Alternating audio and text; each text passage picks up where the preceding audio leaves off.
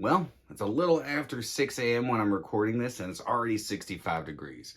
So I'm pretty sure we've skipped spring. So I know it's not like that for everybody, everywhere, but for me, it is. So today I want to talk about 5 beast mode Middle Eastern fragrances that are going to be great in the hot weather. And all these fragrances, they check all the boxes: longevity, projection, affordability. What else could you ask for? So join me. Cue that intro.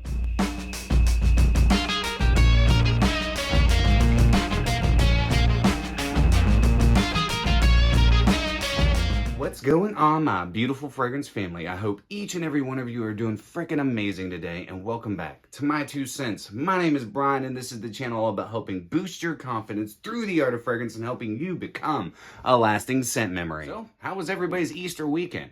Mine was great. I took the weekend off. Thank you for asking, even though you probably didn't. But if you were gonna ask, well, there you go. I had a great weekend. I took the entire weekend off from doing YouTube and social media, and I spent time with family. But let me know about your Easter weekend. You know what to do. Drop me a comment down below. But yeah, the weather is, well, it's not really on my side here. Yeah, I appreciate the hot weather, and I do love me some hot weather fragrances. Very citrus heavy, so very fresh. Fragrances that really cut through the heat. And all these fragrances that I'm going to present to you today, man, they are beast mode.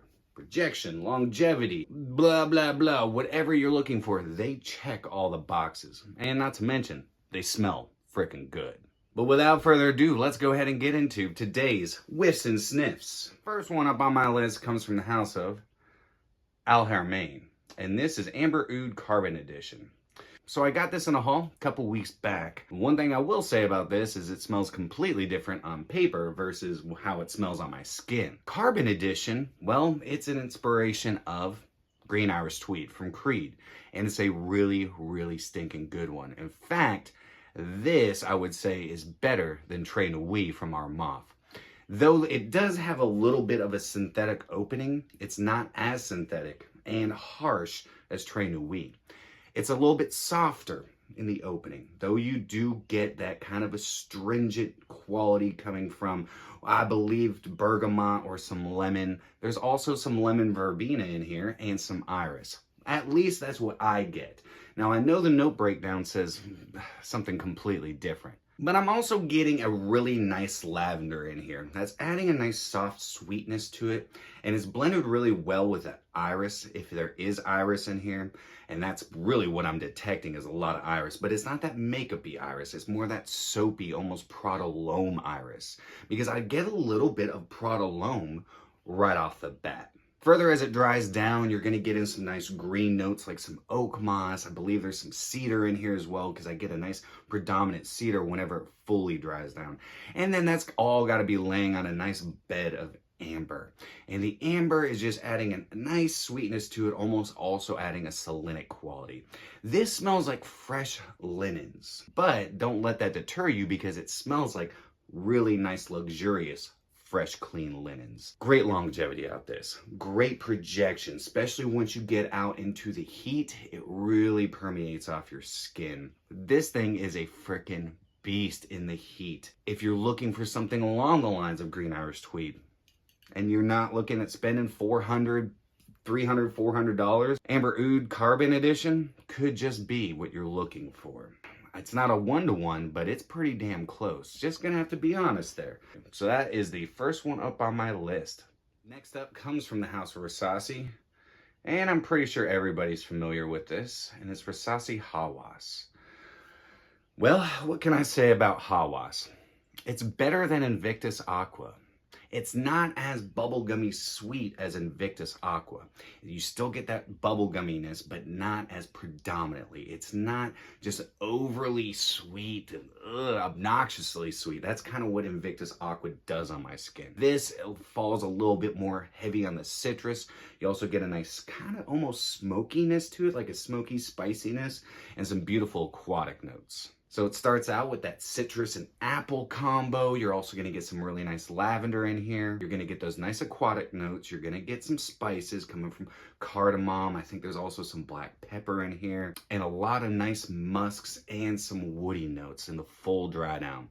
Now, I have heard that the purple juice, like what I have here, apparently is the one you're looking for, because the lighter juice that's more blue is like the reformulated version. I can't really speak for that, but I've listened to my subscribers and that's what they're saying. So if you can find Hawas, this purple juice, I don't know how you're gonna know which one you're getting, especially if you're buying it like discounters, but I can't find a batch code on this. I don't know where my box is to inform you on that. I'd have to find the box. Versace Hawas, regardless, this formulation is a beast. Very long lasting. I get 8-9+ hours out of it. Really good projection within the first 3 hours or so. And even when it starts sitting closer to the skin, it does leave a really nice sillage throughout the day. People gonna smell you. People gonna think you smell good. Versace Hawas is fantastic. It's great in the heat. It's a beautiful aquatic, citrus fruity aquatic with a nice spicy sweetness and some nice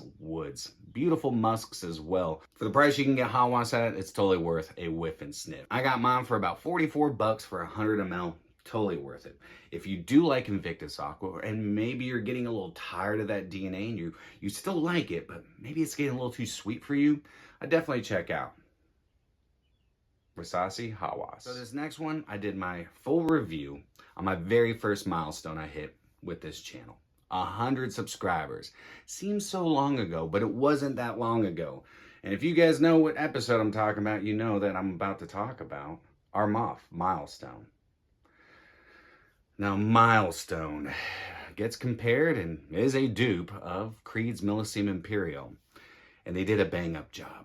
I really like what this fragrance does. It's salty, it's aquatic, you have this really nice sweetness and this nice watermelon-y accord, but it doesn't say in the notes that it's actually watermelon. It says it's red berries. Okay, so if it is red berries, then the red berries are mixing in with some bergamot, some C notes. You're also getting some ambroxan in here to add a nice velvety, woody quality to it and to amplify the projection and the performance. Everything that's happening on the top of this fragrance creates this like salted watermelon accord, and it's really nice. Now, it is a little tough right in the beginning, in the opening, but that only lasts for, 30 seconds to a minute. It settles down and becomes a really nice fragrance. I will say our Moth is getting better and better every time they put out another dupe of a Creed fragrance. Milestone is one of those. If you like Creed's Millésime Imperial and maybe you want to save your bottle, you got an older batch, you want to savor it, a great avenue to help that fragrance last a little bit longer is picking up Milestone. Maybe even layering the two on top of each other. Uh-oh, did I say something blasphemous? You do you. You wear your fragrances however the hell you want to wear your fragrances. If you want to layer this on top of Millésime Imperial, then do it. Very long lasting. I get 8 to 10 hours on my skin. Projection is really nice within the first couple hours, but man, what this does in the heat is remarkable. It's one of those fragrances where I wouldn't bury my nose deep into the fragrance. What I'd allow it to do is just permeate in the air, because that's where it does its best. Milestone, I think, is a great fragrance. It is synthetic, but it's synthetic blended very well. Not so much for the opening, but everything else, once it all melds into each other, does a fantastic job. So next up on my list, our Moth Milestone. God, that bottle is so reflective. All right, this next one also comes from the house of Versace, and it comes from the Sator line, and this is Ta. I think this gets compared to Gucci Guilty Eau de Parfum, I believe. Not 100% sure. I wouldn't really make that comparison. I can see some similarities, kind of how it's fruity. It's got some nice floral qualities to it. But honestly, this smells better. I'm not a huge fan of that Gucci Guilty line, except Absolute. But this has some neroli, which is adding a nice soapy, the nice neroli soapy quality to it, that nice, beautiful, fresh aromatic quality. Then you're also going to get some vanilla, you get some aquatic notes. There's also a really nice lavender that's blended really well with the orange blossom, the neroli, and this really nice pink pepper. And the pink pepper in this is adding a nice fruity quality. This bad boy up top has this really nice fruitiness. And it's like a nice tropical fruitiness. There might also be some ylang-ylang in here as well. In the full dry down, you're gonna get some nice musks. You're also gonna get some nice woods, laying on a beautiful bed of amber. This is a very long-lasting fragrance. Again, between that 8 and 10 hour mark, and I get really, really good projection within the first 3 hours. But as this hits the air, it's when it does its magic. It really kind of just floats around you and allows the people around you to be like, damn, that guy smells good. Because he's rocking Versace Sator Ta. Great fragrance, 100% unisex. Super stinking cheap when you can find it at discounters. I got this bottle for 40 bucks for 100 ml, but I know at fragrancebuy.ca right now, they have these for around that $40 mark for 100 ml. Totally worth it in my opinion. So next up, Versace Sator Ta. Last one up on my list is a dating fragrance, a clubbing fragrance. And it comes from the house of Afnan, and it's 9 p.m. I'm actually rocking this as my scent of the day today. And every time I spray this on, I'm like, man, why didn't Jean Paul Gaultier make Ultramall smell like this? Because I love this. Not that I don't love Ultramall. I don't know. It's a DNA that just kind of just gets used over and over and over again. But with this, there's something a little bit different with it. You get that really nice apple up top. You get this nice lavender. And I feel like every single fragrance that I have presented today has a nice heart of lavender in it. And so does this. But you're also getting these really nice spices. So you get this nice spiciness. And that spiciness is what's going to project off your skin. It's going to get the attention of those that you are surrounded by. Blended in with that lavender, I get a nice orange blossom, which is just adding almost like a creaminess to that lavender. And then you get some beautiful vanilla as it starts drying down, laying on a nice bed of woods. 9 p.m., I think I finally got it. I think I finally understand why this fragrance is called 9 p.m. Because after 9 p.m., you hit the town. You go out, you paint the town red, whatever, again, the hell that means. If you guys know what that means, drop me a comment down below. Hopefully, it's nothing derogatory. Maybe I should just Google it. Whatever. 9 p.m. is a very long-lasting fragrance, a very nice projecting fragrance, especially in the first few hours. You get really nice projection, you get great performance, it checks a lot of the boxes. If you enjoy hitting the town, going out to the clubs, you know, everything's opening back up. If you were looking for a great date night fragrance, especially one that's going to do great in the warmer months, because even though this has a lot of depth and warmth to it, it does really well in the heat. So, last up on my list, Afnan, 9 p.m. All right, there it is, guys. 5 more beasts from the Middle East. Let me know what some of your favorite Middle Eastern fragrances are that you love rocking in the heat. Summer is pretty much here for me. Let me know where you live. Let me know what the climate's like for you. And if you'd like to see maybe me do, I don't know, some more spring fragrances, maybe some more winter fragrances, because you know what? I know I've got viewers all over the world. So let me know.